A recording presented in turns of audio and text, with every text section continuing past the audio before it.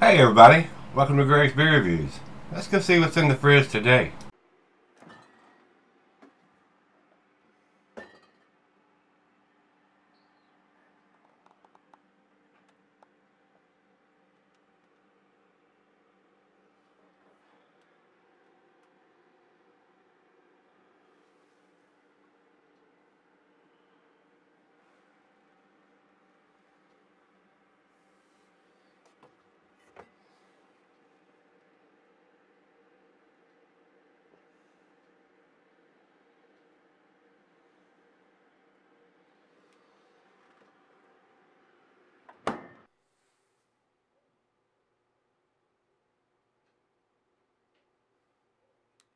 Hello everybody, thanks for stopping by Gregsbeerreviews today.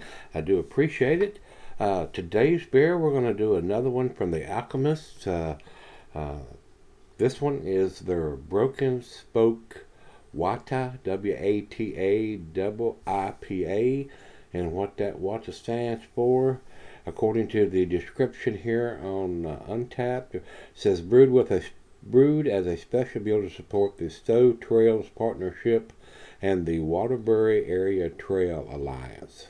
There's where the WATA comes from, Waterbury Area Trail Alliance. So evidently, maybe they're donating part of the proceeds to help those guys out there on the Trail Alliance. So, anybody that's had a heady topper, it tells you right on the can to drink it from the can. And the reason for that is they don't want you to see all the floaties in it. So these guys do produce some beers that have a lot of floaties in it. And from what I've heard, this one is another one that has a lot of junk in the trunk floating around in it. No, this is a very fresh beer, so the floaties aren't coming from it being an old beer and stuff has coagulated, causing that. I don't know if the process is just causing all them floaties and they're not filtering any of that out, and it's an unfiltered beer on top of that.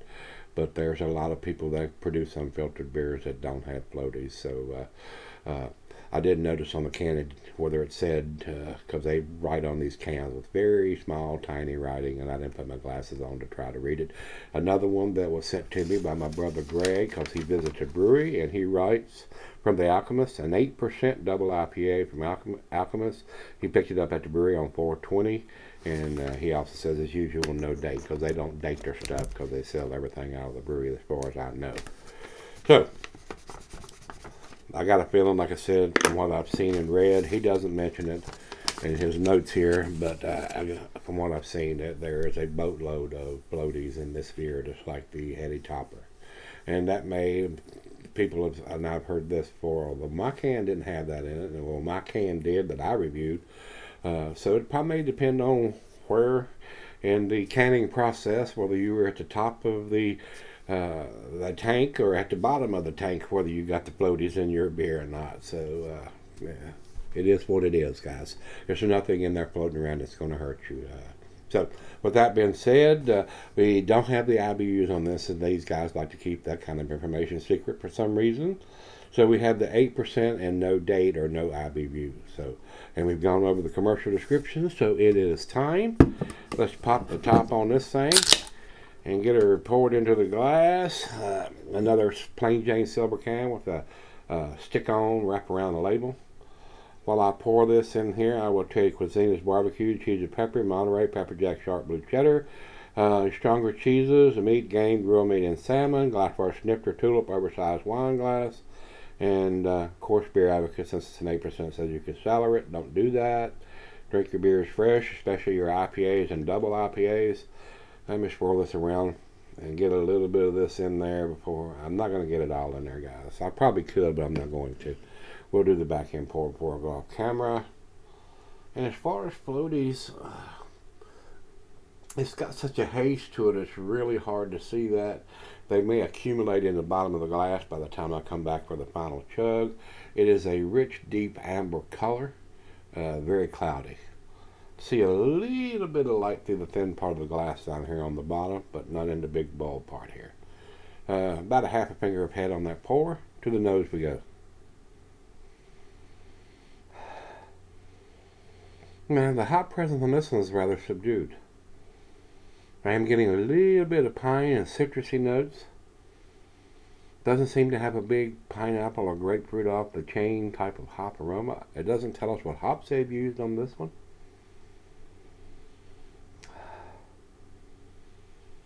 But it does smell decent. So let's give it a whirl, see what we got. Cheers, everybody. Cheers, Greg. Thank you, sir.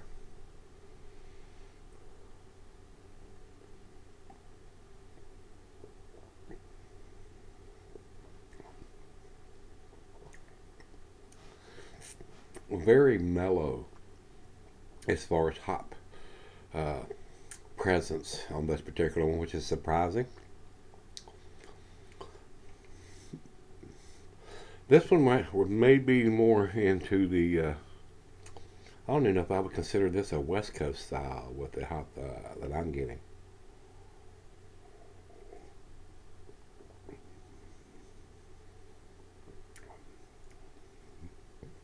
And for all the little yellow hop cones that they've got on the can, I was expecting a little bit more hop presence. But all that is determined by what hops they actually use in the brewing process and how much they use and whether they dry hopped it or not. So this does not taste like it's been dry hopped to me. So let me do the back end pour, see if I can get all those floaties I keep hearing about in there. I'm not seeing a big evidence of it, but that may change as it settles down as I'm drinking it. So I don't see anything pertinent else I need to mention. So without further ado, I'm going to sip on this and let her taste it, and we'll come back and see what I think of it. Alright guys, I'm back. Got just a little up here, nice slicing is left. And now that I'm in sipping on it, about 1/8 of an inch. Not quite that much now. Looks like it was. I would say, yeah, it's probably about 1/8 of an inch of sediment in there. Floaties, if you will, in that beer. Quite a lot. But like I said, I'm sure it's a fresh beer. There's nothing in there that's going to hurt you. It's just probably hot particulates. I never have that kind of floaties in my beer when I brew it. But I use it primary and then transfer it to a secondary, and week in between in each container, and all this stuff drops out. And I don't filter my beers, don't have to, and then transfer it into the keg. And I mean, when you get to the keg, you're going to have a little bit settle in the very bottom of it. Maybe the last glass out of the keg might have some stuff in the bottom of it there, but normally, or be kind of cloudy. But normally, I don't get this in the beers that I brew. But like I said, nothing that's going to hurt you. Just not a fan of a bunch of that stuff floating around in the beers, and that's why Hetty Topper says drinking out of the can, because they don't want you to see that. I'm surprised this can doesn't have the same thing written on it, since it has as much floaties in it. So, but still, decent beer. It's not blowing my hair back on my socks off. These guys produce some really tasty beers. I'm not sure this is something that I would buy, especially with this much stuff floating around in it. So, that being said, final chug.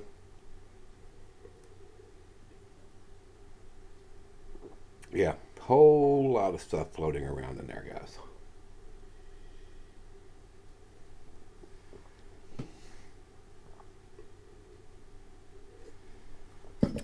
But nothing that's going to hurt you. So, if it was a 5 or 6, 8-month-old beer, I would say, oh, well, the hops have coagulated and that's what's floating around in it. But finger fresh beer from the brewery, more than likely it's just hop particulates that's floating around in there, since this is more than likely a non-filtered beer, and they're just bringing it right out of the tank, and everything that's still floating around in there you get in your cans. So with that being said, guys, I do find it a very tasty beer.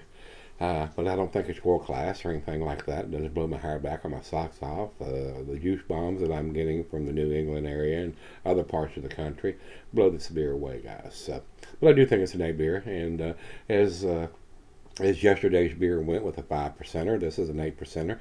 A little more alcohol, not quite as bitter, even though it's a double IPA. as opposed to yesterday's 5% single IPA.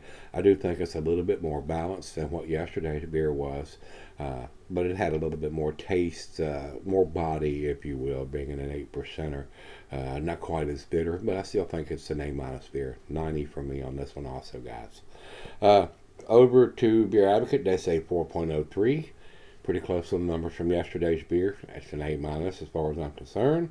And over to Untapped, they have it at 4.08. A little bit better numbers than yesterday's beer was, but still consider 4.08 it's an A-. So A- beer from these guys.